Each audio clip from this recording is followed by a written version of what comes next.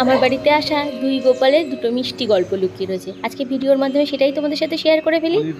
তার সাথে আমার রাধা, লক্ষ্মী, সরস্বতী, কালী, দুর্গা, যেই রূপেই আমরা ওকে দেখি না কেন তোমাদের সাথে তার ভিডিও শেয়ার করে ফেলি। যেদিন বাড়িতে কোনো পুজো থাকে সেদিন রান্নাঘরে এসে বাসনগুলো দেখলে বেশ ভালো লাগে। ঠাকুরের বাসন তো বার করে নিয়েছি, আর এইগুলো শুধু ঠাকুরের জন্য নয়, আমার জন্য অনেক স্মৃতি।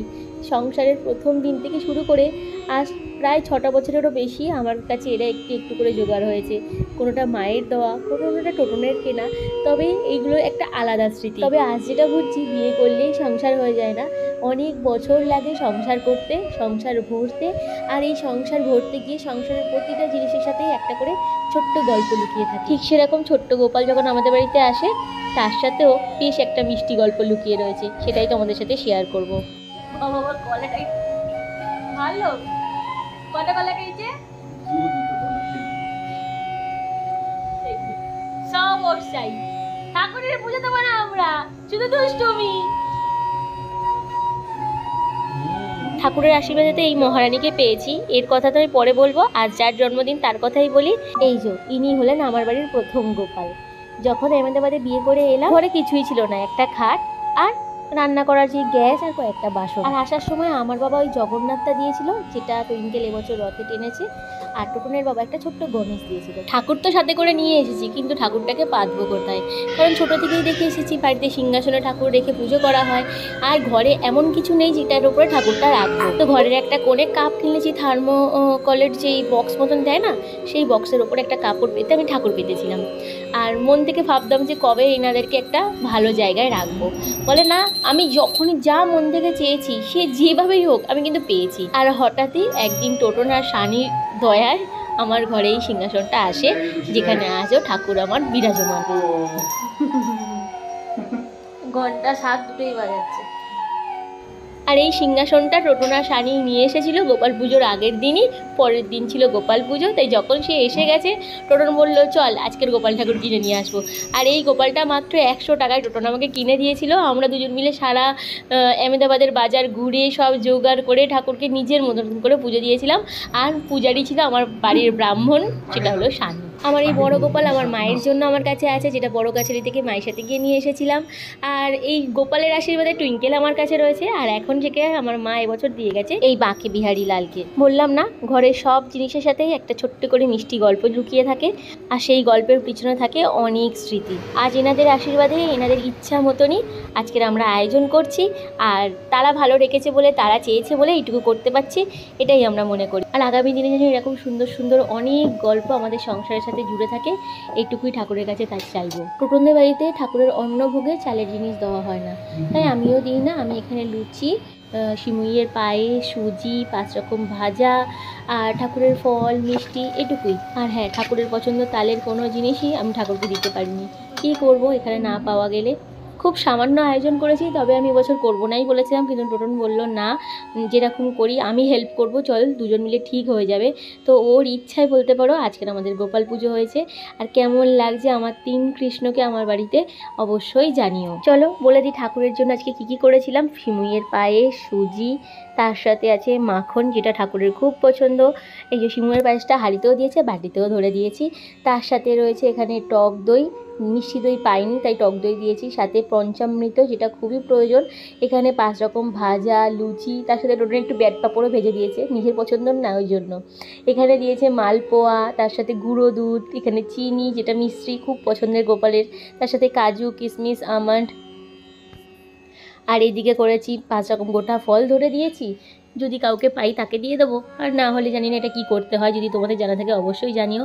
এখানে 5 রকমের ফল কেটে দিয়েছি, আর সাথে দুধ আর জল। ব্যাস এটুকুই ঠাকুরের জন্য আয়োজন করতে পেরেছি। তবে হ্যাঁ, ঠাকুরকে না নাড়ু না তালের বড়া দিতে পেরেছি, কারণ টুইঙ্কেলকে সামলিয়ে এটুকুই যে আমরা করতে পেরেছি এটাই অনেক। পিছনে তোমরা হয়তো খেয়াল করতেই পারবে সারাক্ষণ ঘ্যান ঘ্যান করে গেছে। যেদিন করে বাড়িতে কোনো পুজো বা অকেশন থাকে সেদিন করে টুইঙ্কেল ঘুমায় না আর বিরক্ত করে।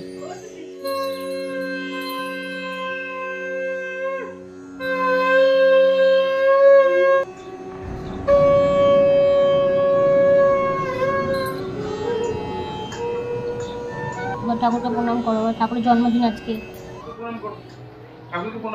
ওর ঘুম ঠিকঠাক হয়নি না, ওই জন্য ভালো লাগছে না। আচ্ছা ঠিক আছে। তবে যাই হোক, মন শান্তি করে পুজো দিয়েছে। আমি মনে করি মন থেকে যদি ঠাকুরকে একটা তুলসী পাতাও দেওয়া হয় তাতেই ঠাকুর খুশি হয়। আজ তো গপুকে খুশি করাই ছিল আমার লক্ষ্য, উনি খুশি হলে আমার আর কিছু চাই না। এদিকে ঠাকুরের পুজোটা দিতে দিতে আমার বাড়ির 2টো সদস্যের প্রসাদের প্রয়োজন। বলছে আধ ঘন্টা অপেক্ষা কর, তাকে খেতে দে। তা না, থালা নিয়ে চলে এসে আবার দেখো প্রসাদ নিয়ে চলেও যাচ্ছে।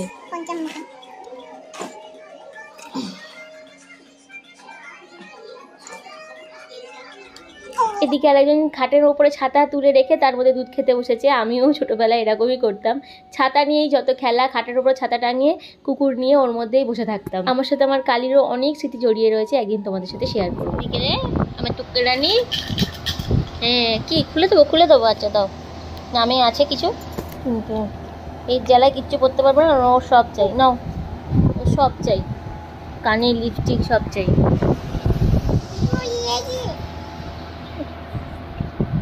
আমার খুলে দিয়ে ওকে দিতে হয়।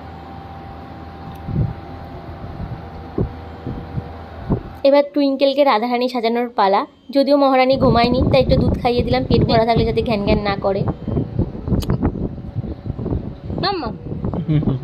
আজ তো টোটনকে দেখে আমি অবাক হয়ে গেলাম, কি সুন্দর আলতার মধ্যে ছোট ছোট ফুল করে দিয়েছে। সারাক্ষণ ভিডিও দেখে তো, তাই ও সব জেনে গেছে। আর এই মহারানীকে দেখো চুপচাপ বসে বসে সাজবে, এত সাজার নেশা। যদি ওকে বলি না চল টুইঙ্কেল সাজিয়ে দিই, তোকে ভিডিও বানাবো, চুপচাপ বসে বসে সেজেও নেবে। আজকে বাবা সাজিয়ে দিচ্ছে রে ওকে। আরে করতেই দিচ্ছে না, হয়ে গেল একটা। ওখানে দেখি তো। আরে দেবে দাঁড়াও। যে টোটন আগে কোনটা সাজার জিনিস লাল রঙকে সবুজ রং বলতো, সে আজকে মেয়েকে বসে বসে সাজিয়ে দিচ্ছে। কতই না পরিবর্তন হয়েছে মেয়ে।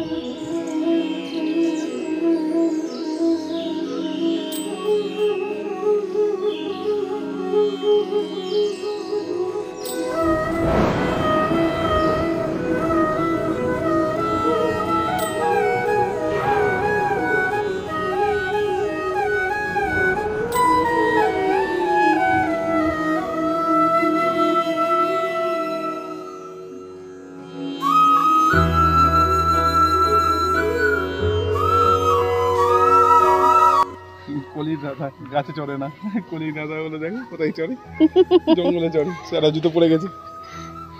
আর একজন সেজে পার্কে এসে ওর এই ভিডিওর পিছনে সময় দিতে একদম ইচ্ছা করছে না। একটু স্লিপ চড়তে, একটু দোলনা চড়তে, ফুটবল খেলবো, সেখানে আমরা ওর কেন পিছনে বলছি এখানে দাঁড়া ওখানে দাঁড়া, এটা কর ওটা কর, তাতে ওর বিরক্ত বোধ হচ্ছে। যাকে যেটা ও চাই সেটাতেই ছেড়ে দিয়েছি, তাতেই আমার রাধারানী খুশি থাকলেই হলো। আশেপাশে বাচ্চারা এত খেলছে দেখে ওর আর ভালো লাগছে না, তাই ও এবারে ফুটবল খেলবে।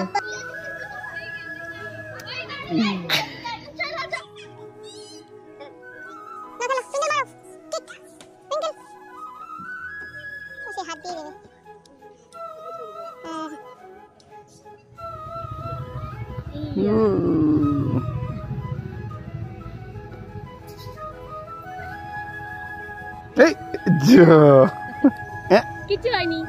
আজ ভিডিওটা তাহলে এখানেই শেষ করি। ভালো লাগলে লাইক করে দিও। নতুন ভিডিও নিয়ে খুব তাড়াতাড়ি ফিরে আসি। টাটা।